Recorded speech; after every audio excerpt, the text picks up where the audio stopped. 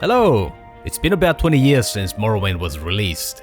To this day, it's still listed as one of the greatest RPGs of all time. There's people devoting years of their lives in projects to recreate it in a more modern format. That kind of loyalty is rare, but on the other hand, some people who try it out based on that think it's overrated. Where does the truth lie? Is it nostalgia, rose-tinted glasses, or does Morrowind still warrant being considered one of the best RPGs of all time? One important thing that I'd like to note is that one reason opinions are split is because some people look at what the game is, and some look at what the game is and what it aimed to do. Let's not mince words, Morrowind is old. That means that its graphics are clunky compared to more recent games. Guards will do some basic patrols, but NPCs generally stand around. Cities are small compared to modern games. The whole map is pretty small once you remove visual tricks like the fog. Combat will feel clunky and you sometimes miss, even though you just saw your weapon hit. If you compare Morrowind strictly on what it is, then it'll fall short on many departments. That's a fact. You can explain it by pointing to the age of the game and that it was pretty good for the time. That's true as well, but shouldn't that mean that disqualifies the game from being considered one of the all-time best? Pretty good for the time isn't the same as all-time. This is where we come to what the game aimed to be. Morrowind aimed to reflect its lore and world building in every aspect of itself. It aimed to be a game where you could roleplay a character of your own creation. Not just in terms of choosing skills or the gear you use, but in terms of the approach you took and the decisions you made when reacting to situations the game presents. On the surface, most games have the same trappings that Morrowind has. They have quests, places to explore, and NPCs to interact with, but the devil is in the details. A key aspect of Morrowind's design is that it tried to have a living world with characters that have their own goals. The world is divided into various factions and characters tend to belong to them. Some of them are guilds that sprawl across the entire world and have local branches, but some factions are tied to a geographical location or a tribe. So what, you might say? Every game has factions. That's very true, all games have factions. Even FPS games where the primary objective of the game is to fight and kill.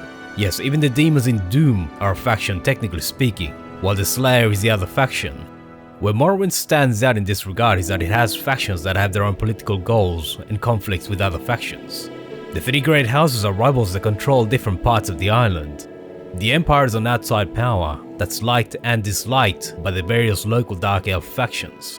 The guilds aren't tied to geographical locations, but have their own relationships with each other and the locals. That affects the player as well. You can't be loved by everyone. You'll have to choose which faction you're associated with, and the deeper your association with one faction, the greater the dislike from another faction. For example, you can't be liked by all Dark Elf houses. Each faction also has its own color, so to speak. They favor different approaches and abilities that mirror their own color. In order to advance within a faction, you'll have to meet certain ability requirements and have a certain level of reputation with them.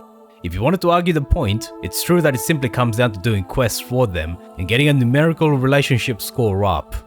NPCs simply stand there, and the only things you can do are engage in dialogue or get quests.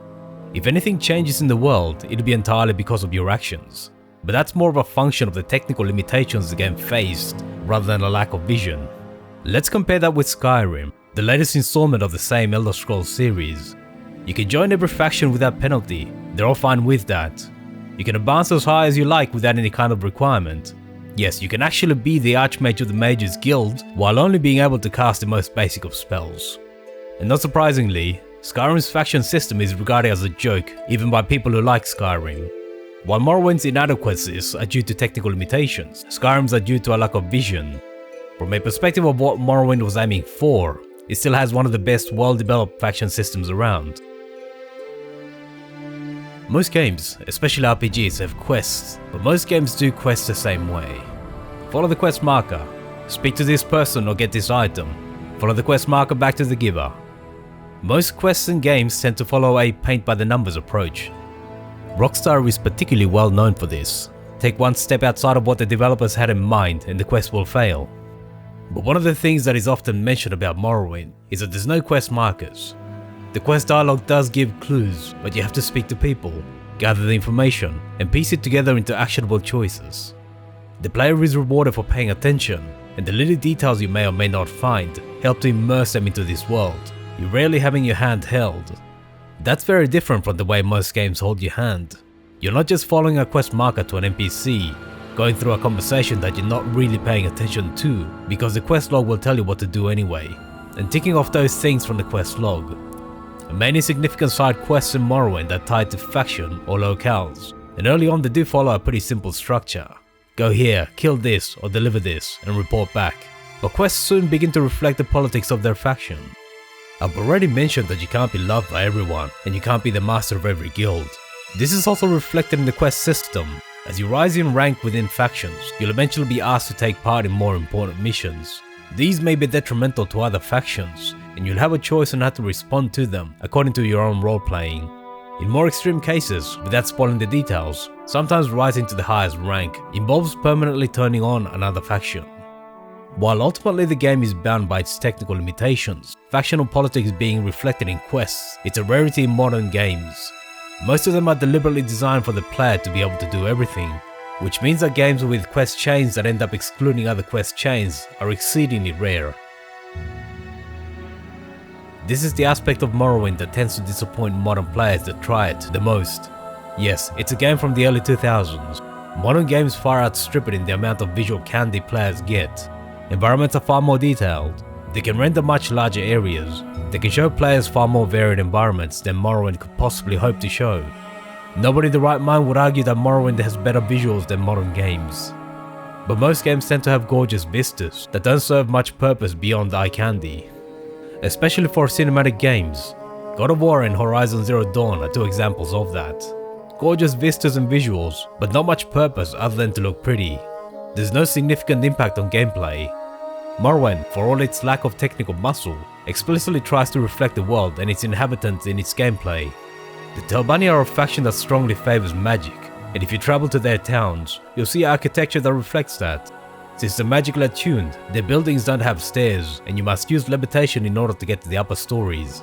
If you travel to the Red Mountain volcano, you'll experience the Blight storms and the Blight monsters that are due to a mythical being residing within.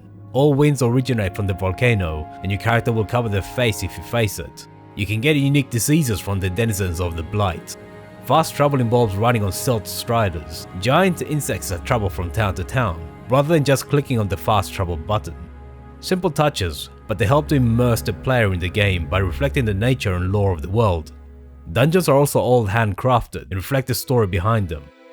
Exploring an ancestral tomb? Then the architecture and layout will reflect that purpose. One cave hideout is not like another cave, other than superficial details like them all being caves. This differs from other installments of the Elder Scrolls, as Oblivion and Skyrim went with partially generated dungeons. While they did a good job, the player can easily pick up the commonalities in layout. Oh look, yet another Elven dungeon, or yet another Dragonclaw puzzle. Morrowind isn't perfect in this regard, but again, we should consider what it aimed to be rather than what it could be due to its technical limitations, and consider that more modern games haven't tried to be more ambitious despite their far greater resources. One aspect that later Bethesda games have kept and improved on is the placement of items in a manner that hints at or tells a story. For example, one of the characters you meet early on has a skooma pipe under the bed. That tells the player that the NPC is addicted to drugs. That's not mentioned anywhere else, either in dialogue or notes you might find. Inspecting people's inventories can also tell the player information that they might not otherwise receive. Another example of a neat little touch is when you get sent to deal with a ghost. You get told that non-magical weapons won't harm it, and early on in the tomb you see a corpse of someone who didn't have magic weapons. Just little details that help flesh out the world beyond just a set of ruins to explore in order to get better loot. You still see this kind of thing in games such as Fallout, and it's considered a signature of Bethesda's game design. Morrowind built a world that aimed to be consistent with itself in as many facets as possible, but then it let the player loose in it to do whatever they wanted. Early on in the main quest you even get told, go out and explore. You can then forget the main quest altogether and simply explore. In fact, you didn't even need to get to that stage. As soon as you get off the boat at the beginning of the game, you're free to do whatever you want.